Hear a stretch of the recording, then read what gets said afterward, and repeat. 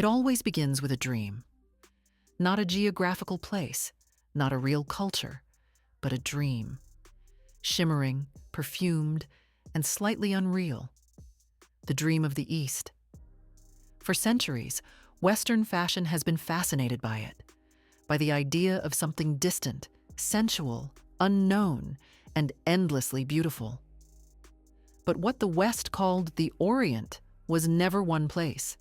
It was an imaginary landscape built from fragments: the minarets of Istanbul, the silk roads of Persia, the lotus ponds of China, the temples of Kyoto, all merged into one glowing mirage. This dream became fabric, became fashion, became a way for Europe to escape its own reflection. At the dawn of the 20th century, Paris, the heart of fashion, fell under the spell of this mirage. In 1910, the city was alive with theater, art, and scandal. When Sergei Diaghilev brought his Ballets Russes to the stage, something extraordinary happened. One night changed the palette of European imagination. The ballet Scheherazade, with costumes by Léon Bakst, burst onto the stage like an exotic fever.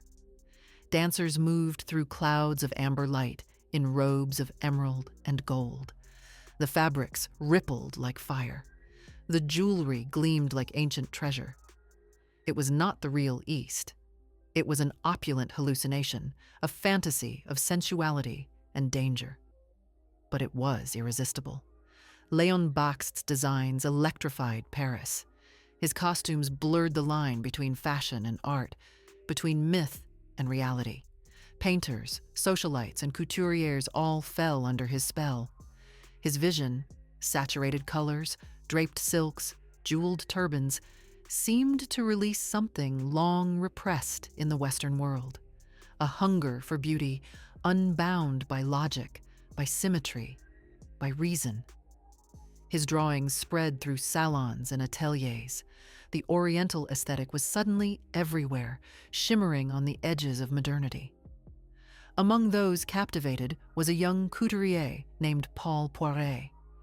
He attended Diaghilev's performances, studied Bakst's costumes, and saw in them not just beauty, but liberation. For years, women had been imprisoned in corsets and rigid silhouettes.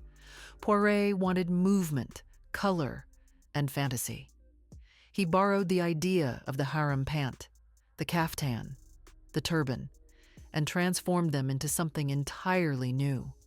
His Oriental collections were a revolution, bold, provocative, and utterly Parisian. Women who wore Poiret no longer dressed for society. They dressed for themselves, for the joy of being adorned. They were not reproducing the East. They were performing a dream of freedom that only the image of the East seemed to allow. In 1911, Poiret threw a legendary party, the 1002nd Night. Guests arrived in jeweled masks and silk robes. Lanterns glowed in his garden like a Persian fairy tale. Paris had never seen such spectacle. And from that night on, the Orient was not just a place on the map. It was a state of mind, a synonym for mystery, opulence, and pleasure. Throughout the 1920s and 30s, this fascination deepened. The world of fashion, shaken by war and modernity, turned to the East for serenity and splendor. Art Deco blossomed like a hybrid flower, its geometry infused with Eastern motifs: Egyptian lotus, Chinese dragons, Japanese fans. The silvers and blacks of modern design were softened by lacquered reds, by jade greens, and golden thread. Jeanne Lanvin embroidered her gowns with Persian arabesques. Madeleine Vionnet studied the kimono and discovered new ways to fold fabric, letting it flow around the body like water. Even Coco Chanel, the apostle of simplicity, fell under the spell. Her black and gold Chinese jackets became a symbol of understated luxury.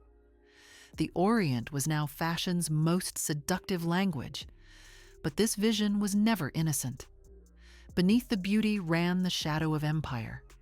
Colonies, exhibitions, and world fairs, where cultures were displayed like curiosities. The West adored the East, but only as long as it remained silent, decorative, other.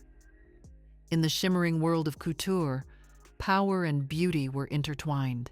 The East was admired, but never allowed to speak. After the Second World War, Orientalism in fashion took on new forms. The old empires were fading, yet the fantasy persisted. Softer, more cinematic. In the 1950s, Christian Dior unveiled his Indochine collection. Pale silks, bamboo hats, and delicate embroidery that echoed Southeast Asia through the lens of Parisian romance. Cristobal Balenciaga designed sculptural coats inspired by Japanese kimono sleeves. Meanwhile, Hollywood projected its own dreams onto the silver screen. Geishas, desert queens, opium dens, and palaces, turning Oriental femininity into a spectacle of beauty and submission. The East was still not real. It was a backdrop for Western imagination. Then, in 1977, Yves Saint Laurent brought Orientalism back to the runway in a blaze of red and gold. His Chinese collection dripped with brocade dragons, pagoda shoulders, and lacquered belts. It was magnificent, imperial, and controversial. Saint Laurent had grown up in Algeria. He knew the seduction and tension of the colonial gaze, and his collections reflected both fascination and guilt. His work celebrated the splendor of Eastern aesthetics, but also revealed how deeply those fantasies had shaped Western desire. In the decades that followed, the dialogue grew more complex. Designers like John Galliano turned Orientalism into theater. His 2003 Madame Butterfly collection for Dior transformed the runway into an opium dream. Geishas gliding through clouds of silk, faces painted white, fans fluttering like wings.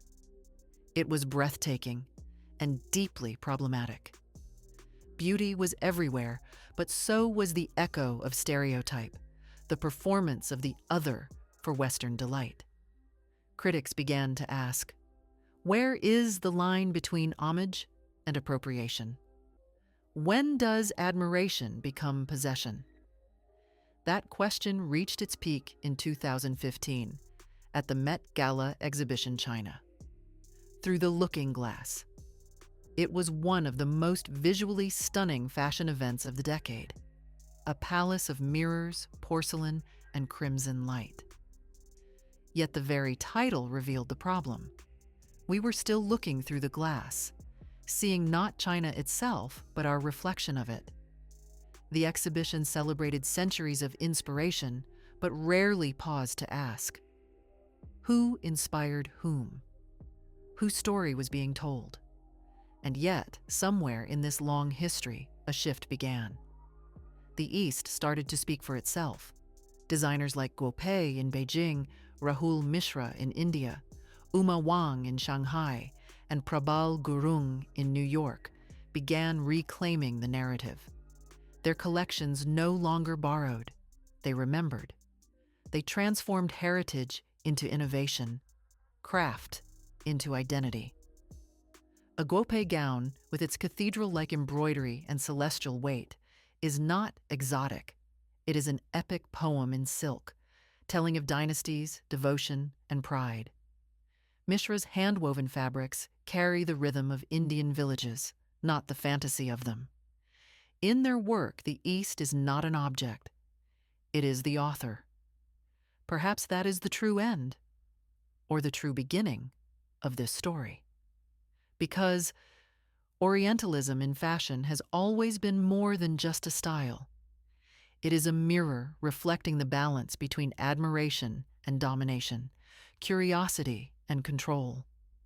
But when those who were once gazed upon begin to create, the mirror cracks.